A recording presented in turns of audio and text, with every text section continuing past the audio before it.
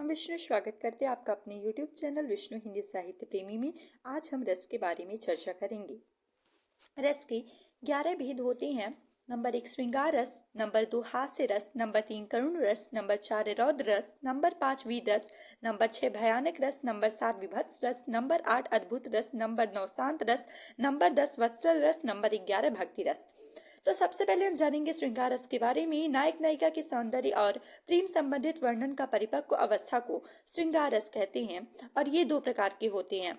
तो चलिए बढ़ते हैं श्रृंगार रस के दोनों प्रकार के तरफ। तो सबसे पहला प्रकार है संयोग श्रृंगार। नायक नायिका के मिलने के प्रसंग में संयोग श्रृंगार होता है।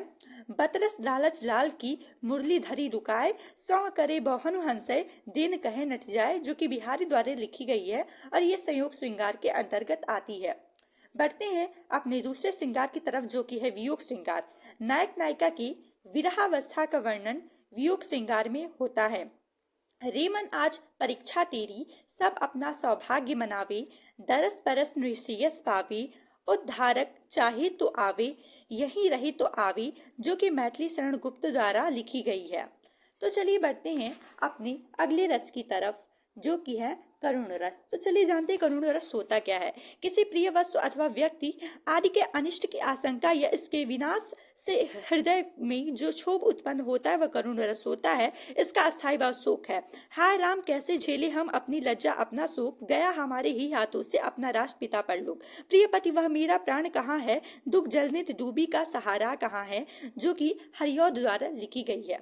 बढ़ते हैं अपने अगले रस की तरफ, जो कि है शांत रस। संसार की असारता, सभी वस्तुओं की नश्वरता और ईश्वर की सत्ता का ज्ञान होने पर सांसारिक माया मोह में से जो वैराग्य की भावना उत्पन्न होती है उसे निर्वेद कहते हैं। यही निर्वेद विभाव, अनुभाव, अस्थायी भाव तथा संचारी भावों में संयुक्त होकर शांत रस की उत्पत्ति करते हैं। जैसे अबलो नसानी अबनो नसे हो, राम कृपा भव निशा सिरानी, जागे फिर न डसे हो, जो कि तुलसीदास द्वारा लिखी गई है।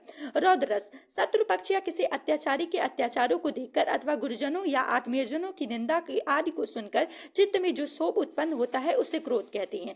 यही क्रोध नामक अस्थायी भाव जब विभाव, अनुभाव एवं संचारी भाव में संयुक्त होता है तो वह रौद्र रस की उत्पत्ति करता है। जैसे उस काल मारी क्रोध के तनकाप ने उनकी लगा, मानो हवा के जोर से सोता हुआ सागर जगा, जो कि मैथिली शरण गुप्त